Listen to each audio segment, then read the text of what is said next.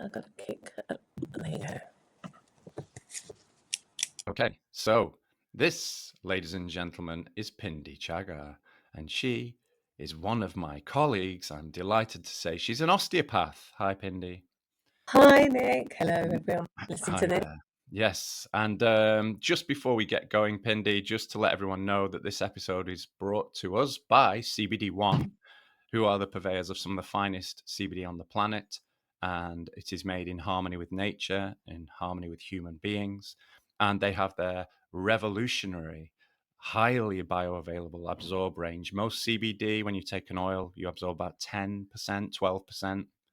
But if you take this in a drink, the absorb range, you absorb almost 100% of it. So you only need a little bit to have a really good effect. And it's also brought to you by Carnicopia, who make desiccated organ meats supplements.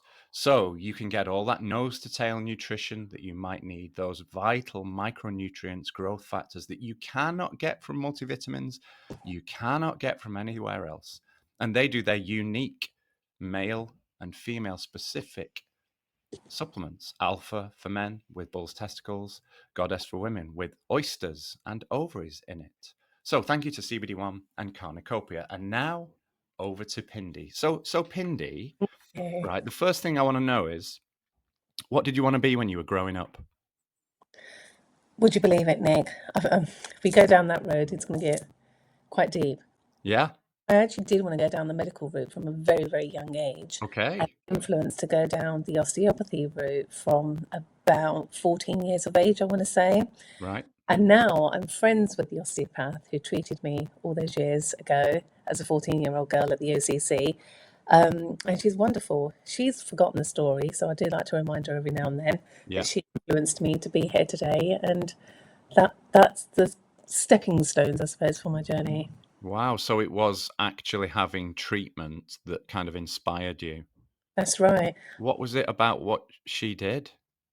I think I've already been primed by my mum to go down into the medical route. So to some degree, there was always going to be an element of encouragement from her. I suffer quite badly with my asthma. I've been great, it's recently flared up, but as a child, it was always a challenge. And mum was recommended to take me down to OCC. Now, I, you know, I've been on the Ventolins and everything, as you children often are. Yeah. And I think it was just from there. Her name's Taj Diora. She's an absolutely lovely osteopath. She's quite well known in the community. You're nodding your head. You must know her as well. She's I don't know. I guess she was so on the level communicating with my mum, and everything she said to a 14-year-old girl seemed to make sense. Right. That I kind of remember just kind of vibing with them. And back then, Mhm. we didn't have internet either, so I went down to my local library and looked up osteopathy where I could find it in encyclopedia, and kind of realised that it's medicine without drugs, Yeah. and it piqued my interest. And that was it. That was the nudge I needed, and it changed Wow. the direction in my life. Yeah, it's really interesting you say that, because the first conversation I ever had with an osteopath, I wasn't being treated. I met one at a wedding. He was sat next to me, and he'd married one of the girls I went to uni with first time round, because I ended up being a drama teacher before I became an osteopath. And I said to him, well, what on earth is an osteopath? And he said, we get people better without using drugs. And that blew my mind. I had no idea at that point. Mm. And then it was such a fascinating thing.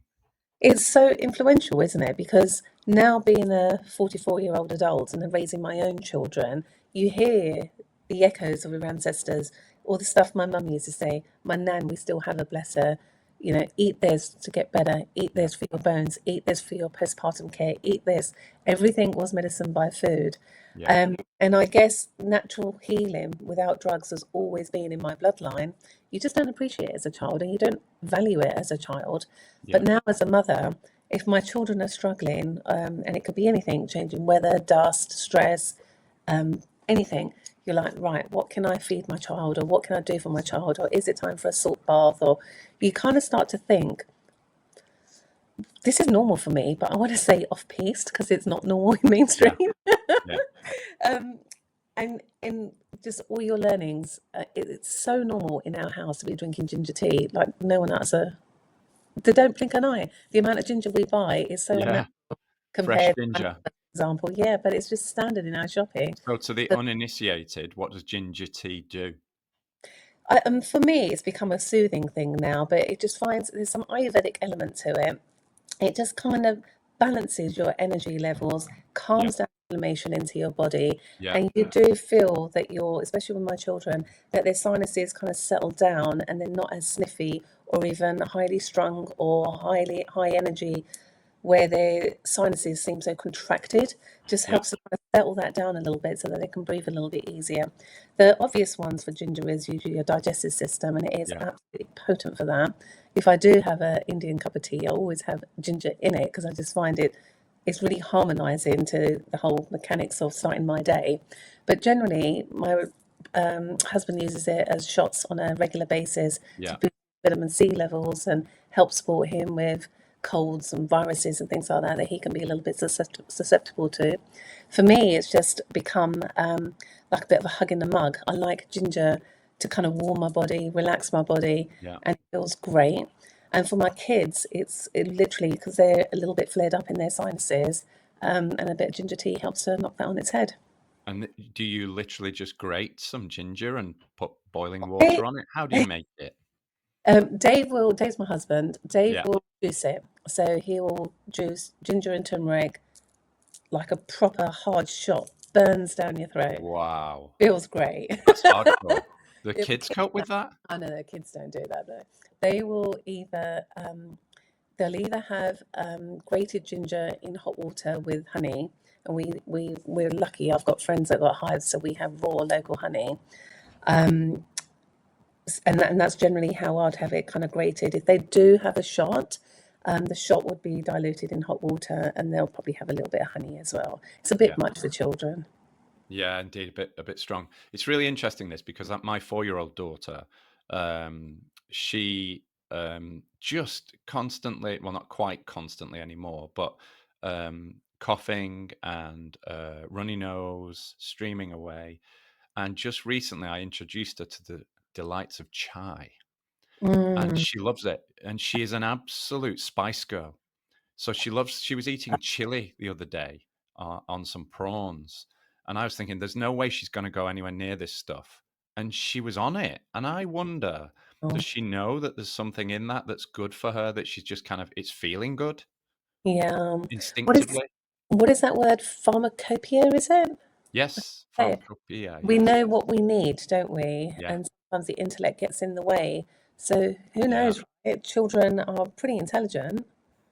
Yeah. And they're often, until we train them out of it, they're often very much in touch with their instinct, aren't they? Yeah. So, Pindy, you're not really talking like an osteopath, right? And by that, I mean, when I trained at the BSO. Hmm. Okay. And my heart used to sink. I can remember time after time technique lectures where often the BSO, by the way, people, is the British School of Osteopathy, which they was said to be the foremost school of osteopathy. And I trained there and looked at the foremost school of osteopathy and thought, they're not even teaching me osteopathy. The technique lectures, they used to often start with, this is what the physios do, right? I was Hmm. like, hey, I'm an osteopath. So, Pindy, did your school The teach you this BSO. stuff or what? You tell I was me. at the BSO. I was at the BSO as well. I graduated So, was it a similar, 2002. pardon? I graduated in 2002. When did you Yes. graduate? So, I was on the mixed mode. So, 3 years part time, 2 years full time. Yeah. So I started in 2000, 99, 2000. So for the 3 years, I'd go down once a month. Mm, So I'd have been there weekends when you were probably somewhere else. And then 3 times a year would be there for a week. And then, yeah, the final 2 years, 2003 to 5, the final 2 years I was there all the time. So you just left as I came in. pretty much because I went in straight after school. Uh, I don't know how to answer that question because there would have been a little bit of that, but for some reason I just didn't absorb it. I remember a couple of my tutors, and I could see their faces. I feel awful. I can't remember some of their names. So like, Pindy, this isn't osteopathy. You've got to learn the foundations to learn osteopathy. And I guess Yeah. that always echo into my mind that we've got to learn the techniques and how to do them safely and what the techniques do and what they mean and the impact that it has onto the body. And that further got enhanced when I did my postgraduate training. But to me, back then between 1998 and 2002, I knew that I was going in to do the basics of medicine, to learn all my ologies and to correlate them with osteopathy, and then learn osteopathy. By the time we were in year four, post graduation, by then I've got involved with Institute of Classical Osteopathy. Right. It kind of really dawned on me that I've got a good foundation to build upon. Yeah. Now I've decided where I'm going to go with it. Yeah. But so I guess my memories are a little bit more like priming me for osteopathy rather than It's interesting that you convincing look at it me like that, that. yeah, I mean, yeah, you're right, because you can't really be taught everything. The journey begins and it's a never lot. stops. Yeah. And then when you do meet some people on the conferences and they've come to, or you have a conversation in terms of classical, I'm not the most academic, Nick, and I appreciate that. And it's really nice talking to other osteopaths who kind of, we can talk osteopathically without going into academia, and we still know what we mean, because when we were talking about lesion patterns, lesionology centers, how patients present, and the kind of multitude and multi layers of patients Yeah. may have, that has resulted. And also recognizing that lesions are always in the body. It could be in an experience, it could be in a trauma, it could be in an environment that they're forced to be in, be it work or home or whatever. So it's nice having those conversations with other people without having to go to in academic language. I've lost my point. What was my point? It's a Oh, good I've lost point, my whatever point. it is. Yeah, so academically, um, I I think I got everything I needed at the time of needing it. Yeah. And then I just built upon it, built upon it, and built upon it. And if you go in with osteopathic literature, I've been really fortunate to come back from Kirksville last year. But if you Wow. were to take Still's book, or any one of our fathers and mothers' book, and give it to an 18-year-old child entering bachelor's degree of osteopathy, it's just most medics can't compute it. How can an No. average person starting compute it? You've got to have a basic underlying foundation of knowledge to build upon. So I feel the BSO kind of gave me that. Yeah. It could have done better, but then I'm 18, 19, and I don't know Yeah. any better. I know better. Yeah. Well, I think possibly also then. So I was a mature student. I was 30 when I went in, and so maybe having done a bit more digging into the background, I was maybe seeing it from a slightly bigger picture than when you're 18, I suspect. Yeah, I agree. I agree.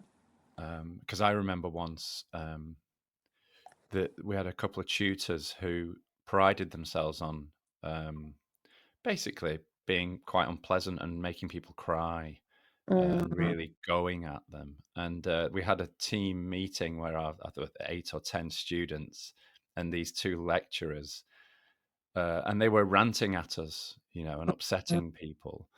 And Mr. Clever here, having been a teacher, I piped up and I said, "Can I just point something out? That when you intimidate people, make them feel scared or upset, and cry, and shout at them and have a go, it's not really conducive to learning, right?" And I turned to look at everyone like, "Are you with me?" And they mm. were all looking down at the floor. Yeah, I'm not surprised. So maybe that was Oh, just well done for me. saying that. Pardon? Well done for saying that. Yeah, I remember it quite vividly. Mhm, And actually, one of the tutors, very experienced, I got along with him extremely well, but he could really be quite dour and mhm. a little bit negative. But hey, they were osteopaths, not teachers. I think that's one of the problems. Mm, Then I felt like it probably changed, but then we know the changes that have happened and not been the yeah, most yeah. day. And so, obviously, you and I can make all kinds of assumptions because we both work in osteopathy. But to somebody who, doesn't know what an osteopath is or was coming to see you for the first time, what would they experience? What's the kind of, how does it work? In my practice, Yeah, Nick, yeah, yeah. we go through a consultation first of all. I work from home, just for all the listeners. So Okay. I'm always mindful that people aren't walking into a clinic that looks like a clinic. I work from home. Sometimes it sounds like a home. And I think I've got quite a good website that's quite informative. When patients book an appointment, be it online or via me, they always get an info email sent to them with GDPR links and what to expect on your first appointment. So I feel like I've already Very started that good. before we've even met. What is your website and where do you practice? Just if people are curious and happen to be near you. Oh, bless your heart. It's loveyourback.co.uk. It was for patients, okay, not for other osteopaths, so don't judge. And I work from home in Sidcup. Sure. And you work where? From home in Sidcup, which is London. Sidcup. Got you. Yes, London. Okay. Sorry. So carry on. So you've done this kind of introductory. This is the clinic. When patients come in, I'll ask if they've had any experience of osteopathy before, do they know what to expect? Most of the time, people do their research, so they know generally what's going to go on. And then I'll just kind of walk through what the consultation's about, the kind of questions I'm going to ask and why I ask them, especially more detailed personal questions I might ask about their medical history, heart health, reproductive health, all those kind of things that people may not associate with wanting to know. Yeah. Explain why I need to know these questions, and then tell them that I do prefer to work with patients undressing down to the underwear, but it's down to the patient's comfort levels. Now, luckily, my email says that as well, and the website says that. So sometimes people come prepared in leggings and t-shirts, Yeah. and most people are generally fine with it and will have their osteopathic underwear on. Yeah. Yeah. Indeed. And then I tend to talk through what I'm going to do and why I'm going to do it. So I guess it's an ongoing conversation with patients about explaining what I'm doing, justification behind it, and and getting consent, especially if I'm going to do something manipulative or something like that. And that's it really. Trying to give them a little synopsis of what I found, get an understanding of how their physiology feels, and a rough idea of how long it may take for them to see results, what to expect after treatment, because there's always a physiological reaction after treatment, and sometimes it can be a little bit unpleasant. So just, give them an idea of what they may expect and what they can do to kind of help themselves. Yeah. And when you put your hands on a patient, what are you looking for? This is a big one, isn't it? Oh, Okay, begin. I do zone out when I think about this because I start visualizing people. Okay. So you take the symptomology they've come in with, the case history that they've talked about, and you're kind of differentially diagnosing already before Yeah. you've even put your hands on them. And then generally, I start off with patients standing with their back to me. Yeah. Prior to that, I should have said, Nick, I'm sure you do this as well. You've kind of looked into their eyes as they're talking. You've kind of looked at their mouth and their tongue movements and oral care, and you get an idea if there's any coating or anything like that onto their mouth. Mm-hmm. You kind of ascertain a lot while the person's talking, and body posture, Yeah. so how they like to sit. It gives you an idea of what they're doing when they're in the workplace as well. So there's a lot of information you're processing when you're already taking the case history. So when they're standing in front of you, there's a lot of things that you can look at. He's kind of stepped back. Your hands are still off. You haven't touched anyone yet, but you're looking at general shape, posture, composure, integrity of skin, integrity of hair, which way their arms are moving or standing, knees, what are they doing, ankles, what are they doing. You kind of go through all the gross points of body markers, so scapular level, earlobe level, shoulder level, and get a kind of good gist of the body mapping, I suppose you could Yeah. call it. And then you'll go in with like, okay, they've said this, and they've had these surgeries or whatever. Then you'll go in. Generally, I like to run my fingers or hand down the spine to get a general feel. So you're kind of feeling for the skin. Is it oily? Is it dry? Is there any congestion going on in the area? Sometimes it can be spotty where there's congestion. Sometimes it doesn't. It just pits a little bit. You also get a feel of the bone. How hard is this tissue? How soft or malleable is this tissue? Is it rotated in one way or another? Is there a group lesion going? Is it compensating or load bearing unnecessarily? And then you kind of start to really hone in on the integrity of the tissue centrally and around it. And you're constantly building this image in your mind. And then you kind of concur while walking around the patient, or depending on space, sometimes I get patients to move and do Yeah. subtle movements. I tend to assess more subtly than grossly. Do you remember at school we were taught with the full flexion, the full extension? Yeah, Yeah, I tend not to do too much of that now. I yeah, kind yeah. of see how smooth they glide rather than the gross motor movements. And then onto the table we go.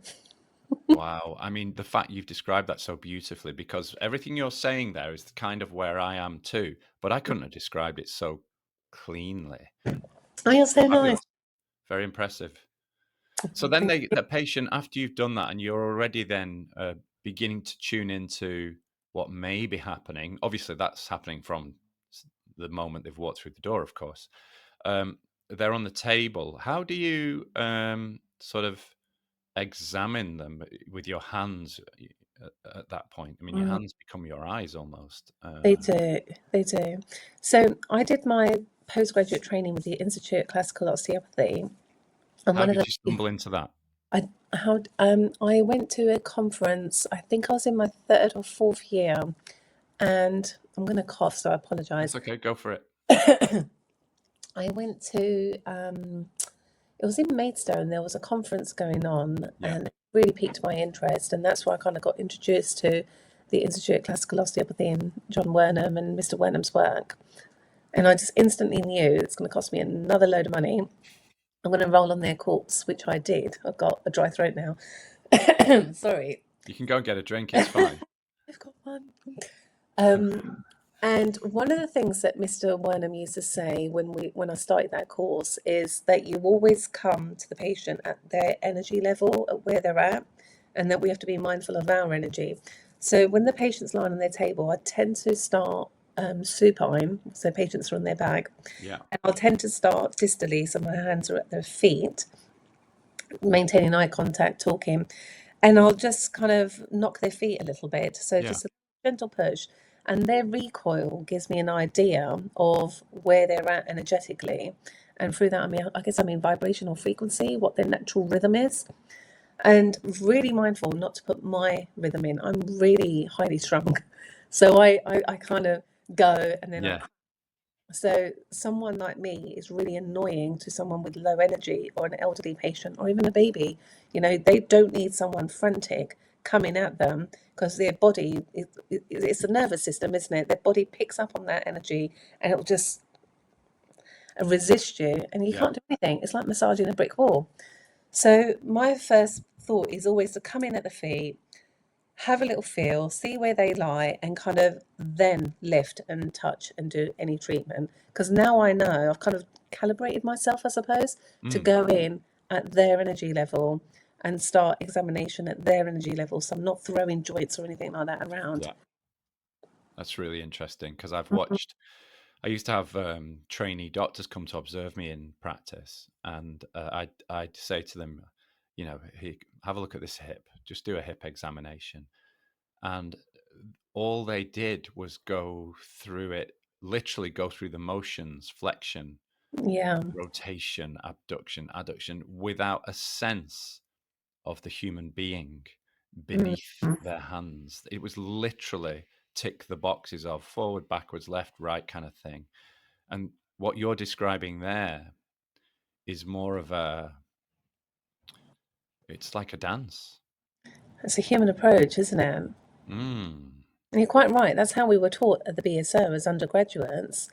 But studying further, and I do have the Institute to thank for that. I know Yeah. it sounds really indoctrinating, but there's a lot of work that's gone in with John Martin Littlejohn.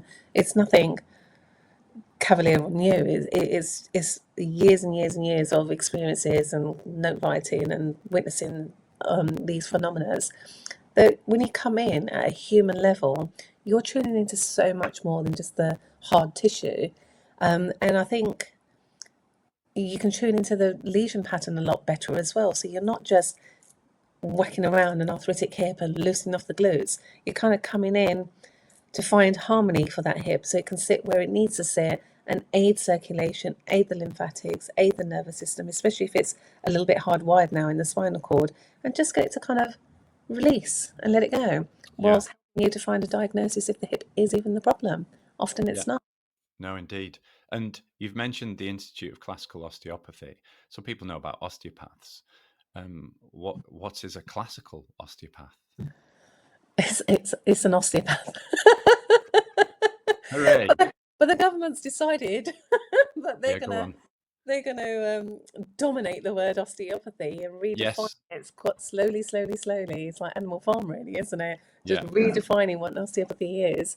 And it's a way of kind of preserving the works that Mr. Wernham preserved from John Martin Littlejohn, learning collectively from Kirksville, his time there. Had to add the word classical to it, Yeah. but it's osteopathy. But it is osteopathy, truly. Yes. I mean, this is something where you look at some of the stuff that goes on with the regulators, and I'm not sure how much the General Osteopathic Council actually knows about osteopathy. No, it's worrying, isn't it? I don't have a lot to do with the General Osteopathic Council. Maybe you do. No, No, it. they struck me off. Oh, okay. They Yeah. struck me off for. I mean, no, I'm still with them, right? But get Yeah. this, okay? They'd emailed me asking for a sample of my CPD. This is for Mm, those who don't know, continuing professional development. We've got to do 15 hours with others and 15 hours on our own every year of study. mm, Self improvement, whatever you want to call it. Fair enough. I don't have a problem with learning. Every day is a school day, as they say. Anyway, so they were kept emailing me saying, send us a sample of your CPD. The problem being they were emailing me to an email address I don't really use. mm, And so I didn't see their emails. And finally, when I did stumble into it, the final email they'd sent me was, "You're struck off now. You can't practice." And I'm like, oh my God. And I mm. contacted them and said, "Did you not think of ringing me, given how serious this is?" Or a "Oh, letter. we changed the rules," or a letter. Yeah, Mm, no, we changed the rules during COVID, so we only have to send you an email. I'm like, mm, right, so you only have to send me an email. Doesn't mean you can't not ring me. mm. That's Yeah. bizarre. It was bizarre what went on. So anyway, the long and the short, I got put back on the list, but Mm, the hassle and the stress of that, it's like many things now, doing the bare minimum, ticking boxes. Yes, we contacted him. yeah. Yeah. Not exactly I don't helping know. the osteopaths, perhaps, without wanting Well, I to think go. they pride themselves on that, don't they? That they're not there to help osteopaths; they're there to protect the public. That's right. But in the Yeah, meantime, yeah. they make it difficult. Well, Now, I don't know the exact figure, but a lot of people left the register because they make it so difficult. yeah. So Is that who right? knows what the future is like? I wish I could give you a figure. I did not think of that. But I probably know at least 3 or 4 people that left the register last year Yeah, in I have. 2023. And we're a small profession. We're only, what, We five, are. 6 people in the UK? So Yeah, and I need another osteopath up here and in the grim north. By the way, it's beautiful in the I was north. going to say it's not grim. I go No, there it's often. not in any way grim. But finding another osteopath is not easy. No, no. And I think since the BSO put their fees up, a lot of students must have dropped out over lockdowns. And then I, I don't know how many went back post graduation, sorry, post lockdown. What was my train of thought? The cost of studying is just too Yeah, high now, like yeah, nine it's too grand a year or expensive. something, isn't it? And now the BSO doesn't even exist. So No, I don't know what it's called. anyone, What is it called? I keep forgetting what it's called now. it's a blanket name for the chiropractors, and osteopathy is a branch of it, I think. So it's an adjunct subject that's taught. I don't even know if I can be quoted on this because I haven't actually paid it that much attention. No. But it's not. I don't think osteopathy is a course that you can take under the branch of the name. I think osteopathy is an adjunct to the course that's being taught. But Right. I'm sure somebody will correct us when they hear this. Wow. It's like depressing. That's really depressing. I think the BSO not existing is depressing. I mean, Yeah, that was the John Martin Littlejohn dream, wasn't it, to bring that's it over right. across the. Absolutely. Yeah, back in And 1917. back in Kirksville, they've So those who don't thriving. know, Kirksville is where osteopathy came from. Kirksville, Missouri. Yes, That's Osteopathy Street. That's it. That's it. With the north and the south end. But the fact that they even have an airport, I mean, when you go there, it really is just a flat, old town, really small town. But they have an airport because they've got two major universities. People around the USA want to go to Kirksville to study. They study osteopathy, but then they go on to become MDs. It's the only way they can keep osteopathy alive. Yeah. But the whole town, Nick, is built around osteopathy. There's a Amazing. guest house because people were travelling far and wide to come and see Dr. Taylor Steele to get treatment. So they had to build a guest house for people.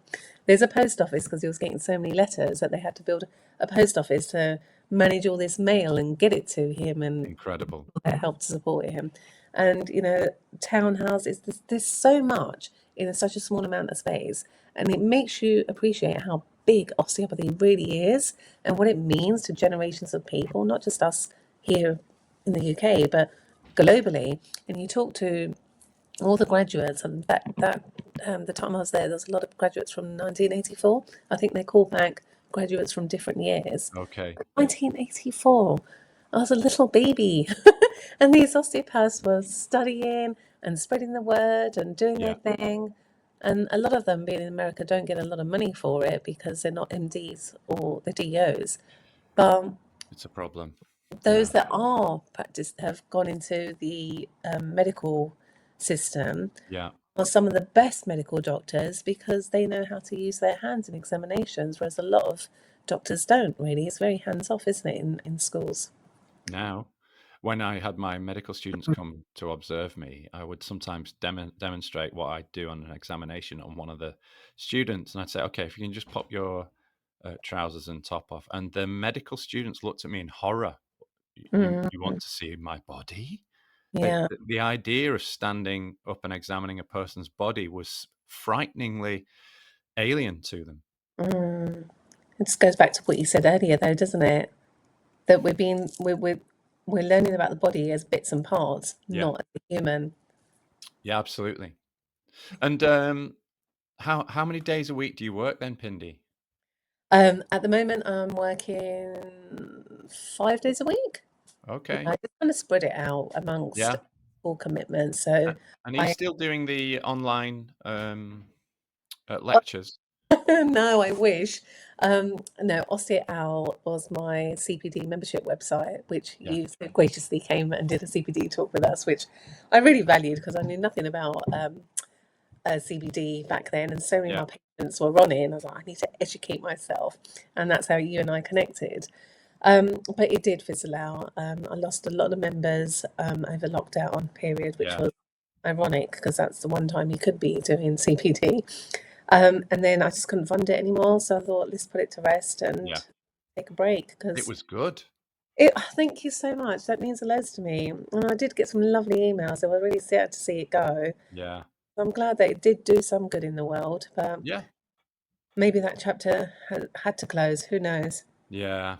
Who knows? Absolutely. And outside of clinical work, you have your family. I do. I've got What two sort young. of how do you fill your days with any hobbies, interests, that kind of stuff that you have? Oh, I don't know what I do, Nick. It's too much. So, I am now a director for the Institute of Classical Osteopathy. So Ah, this year I'm helping to organise one of the I help every year, but this year I've kind of taken a lot more responsibility to do a great. conference, which is on the 8th of March in London. Wonderful. I tend to. We lost our property during lockdown as well, so the whole library is up in my loft, and so I tend to do all the book sales and things like that there. Was And that just the keep Maidstone that. property? No, not the Maidstone. That's kind of a separate entity now. It is, So, yes. so that's still going as far as I know, Right, but Institute and the books and DVDs that we create are homed in my loft at the moment. So that's the library. That's where I distribute the books when orders and things like that come through. right. Um, and what other things? What other things? So I've just prior to this call came back from the allotment, and I'm trying to get a team Ah, together. well We done. the allotment. Well, my allotment just needs so much help. I just can't do it physically anymore. It's just too much. So I need some man. Yeah, But we try to grow as much of our own food as possible. amazing.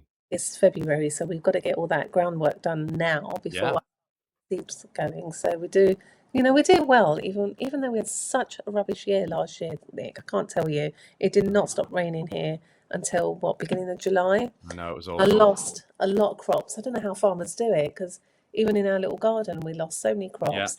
But it's a some still challenge. came through. And it's nice, the kids get Yeah, to. I've got a polytunnel, and I need one of those. I've yeah, decided. they are good. They are good. So far up here, you can't really get things like blueberries. Forget it. But in the polytunnel, we've got blueberry crops, and I'm growing more fruit than anything because I went almost completely carnivore. Mm, I've always been for 20 years high fat and mm, high protein, low carb. But I went almost full on carnivore. But I had my allotment. yeah, So, um, but you can, seasonal fruits work. So we've got cherries and raspberries and loganberries and courgettes and amazing. tomatoes galore Yeah. and rhubarb. But I'm starting to realize I think I'm oxalate sensitive because I Uh, did so well coming off all the oxalates. mm, It's really interesting. very, very. You have to send me the link to your polytunnel because that's my plan to flatten a bit of the land out and put Yeah, polytunnel. they are great. They do Mm. make a hell of a difference. Yeah. And then you can grow all year round as well. Yeah. Then you're Yeah, that's protecting right. the wind and the Yeah, harsh. I've just been lazy this year, so I've only just cleared some of the raised beds ready to roll this time round. I'm hoping for my first crop of asparagus this year. Oh, fantastic! It Yeah. it feels good, doesn't it? It Oh, feels it's good. beautiful and great Seeing for it the come up. kids, to learn and connect and all the rest of it. Yeah. And Oh, I I think think that also ties in with osteopathy. it does. Yeah, it does. You're very conscious of what you put into your body, Yeah. aren't you? Especially Yeah. where it gets more and more challenging. I don't know if you've heard about Mm. all this Coca-Cola. I mean, we don't drink that stuff, and we never have. But now the whole choline thing, or whatever it is that was in there, Yeah. you just can't trust those aisles and those I know. highly processed I know. food. They just can't. Truly Mm, bizarre. And I look at Coke and think, and if I see an adult drinking Coke or Diet Coke, which is possibly worse, mm. um, I'm like, why does an adult want to put that in their body? I cannot for the life of me fathom why you would want to put that. Never mind children, but as a grown adult, when you've got some thought processes to rationalize what you're putting in, why would you put Coke in? People just don't think, do they? No. I, I was having a chat with a very young, not very young. I mean, they were in their mid 20s, um, trained in nutrition, personal training and nutrition. Yeah. And I made the comment of it's just crazy how 20 years later I'm still having the same conversation about why Coke and these kind of fizzy drinks are not good for you. Yeah. Yeah. And they raised their eyebrow at me and went, "Why? What's wrong with it?" And it was a real kind of. I was like, Oops. "You've just done nutritional training. What do you mean? Like, Yeah. why am I saying Wow. this to you?" It was a Wow. real palm in hand moment. But I think I don't know what to say to that because I'm No. dumbfounded sometimes that we Yeah. have the same conversation again and Yeah. again, and Yeah. Yeah. Yeah. Yeah. 20 years later we're still having that I same know. I know. conversation. But then when you look at the NHS website, some of the nutritional advice on there's horrific. So Yeah, bizarre. yeah. Telling diabetics they can have cake and bread and stuff, and I'm like, it blows my mind. But It's money though, isn't it? Look yeah, how Zoe's yeah, taken off now because it's funky, it's new, and you can capitalize so much on it by eating whatever these blue biscuit things are. yeah. Have you seen the stuff about sunlight and lack of sunlight and diabetes? Have you? I haven't. Is that a recent study? Oh my! Glenn Jeffrey is a guy. I went to a lecture on Friday at UCL. He's down at UCL, so not that Mm, far from you. And Glenn Jeffrey has done incredible. You'll find him on YouTube. And so, in fact, I'm getting him on here soon. Uh, brilliant. Even better. They've done studies with red light, where Mm. when they shine red light in someone's eye for 3 minutes twice a week, your mitochondria, it's like charging your batteries. Your mitochondria speed up. When you put blue light on, your mitochondria slow down. It's like draining a battery, and that affects your blood glucose levels. And they've found if you're out in daylight and you eat glucose, there's no spikes. If you're inside eating glucose, there's enormous blood sugar spikes. So that is So, fascinating. yeah, There's a living in the indoor life that most of us do now, yeah. it's having a profoundly negative effect. And all you have to do to change it is get outside. There's loads in this comment that you've just made, Nick. But one thing I do want to know, maybe you know, because I don't quite understand it. LED lights, because we know LEDs are a bit of a problem, Terrible. especially with the chemical they put in there to make it light up. So how does that fare with all the LED light therapies that are out on the market now? Because all of a sudden it seems like it's flooded with LED light therapy. What do we need to Yeah. look out for? So you've Do got you? to look out for standard LED lighting that we have, or the strip lighting. So the lights aren't on in here. I have over in the corner there is an infrared light. That's an infrared Mhm. lamp, Okay. which nourishes you. And then this is a blue light free lamp. So there's Yeah. no blue light, so it's non-toxic as such. But truly, what you have to look out for is getting outside. Yeah. Take daylight breaks through the day. But we are lacking the sun, and Mm. the growing evidence, that the sun does not cause the skin cancers we've been told, and don't use sun cream. And Yeah. particularly if you have darker skin, African or Asian background, you need more sun, more and more and more sun than anyone else, Mm. because your skin is Mm. demanding it. Yeah. Yeah. It's really interesting. It is. It is fascinating. I don't mind admitting I don't use sunscreen, but Good. Don't. I don't either. I built my solar callus by going out watching the sunrise. I've Um, even stopped wearing sunglasses with all the yes, me too. evidence on that Yeah, too. don't use them. Don't wear them. The Yeah. only time to use sunglasses is if you're driving and you're being blinded, then Yeah. fine. That's sensible. But out in daylight, you want sunlight going in your eyes. Yeah. That's what helps to activate your melanocytes. Hooray. Yep, exactly that. We'll go and have a look at Scott, who I interviewed on when I put this up on my channel. Have a look at the other interviews. And Scott Zimmerman was all about sunlight and Yeah, how powerful it is. fantastic. Right, Pindy, Well, I'm going to go because I've got things to do, and I have no doubt you have too. But thank you for shining a little light on osteopathy, on your practice, your approach. Absolutely, you described it so eloquently, far better than I yeah, ever could. I hope your listeners enjoy it too. Thank you. Yeah, great. And I'll catch up with you soon. Thank you so much. Take Right, I care. look forward to listening to it. Take Yeah, care. yeah, yeah. See Bye. you later. Bye.